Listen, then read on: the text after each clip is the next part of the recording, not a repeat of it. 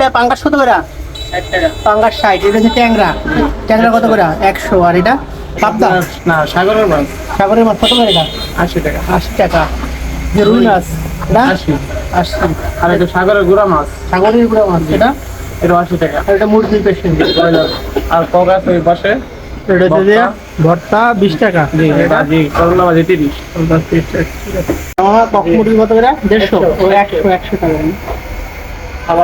আপনাদের এতক্ষণ যে খাবারের আইটেমগুলো দেখালাম এটা আপনারা পাবেন সাভারের আশুলিয়া বাস স্ট্যান্ডের সাথে ছোট একটি ভাতের হোটেলে।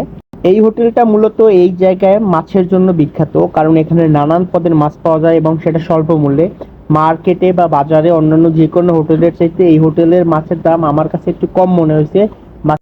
তো আমি নিয়েছিলাম শুটকি ভর্তা, এটা ছিল চেপা শুটকি ভর্তা। আমি সচরাচর চেপা শুটকি খাই না, কিন্তু আমার কাছে কিন্তু চেপা শুটকিটা দারুণ লাগছে। আর নিয়েছিলাম পাঙ্গাস মাছ, যেই মাছ নিয়ে অনেকের অ্যালার্জি আছে, কিন্তু সত্যি কথা বলতে পাঙ্গাস মাছ হচ্ছে গিয়া আমার one of the most favourite মাছ।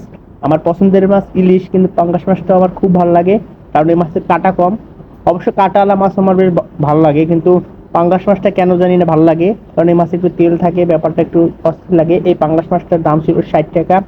বড় সাইজের একটা লেজ নিয়েছিলাম, খাইতে কিন্তু সেই লাগছে, জাস্ট অস্থির।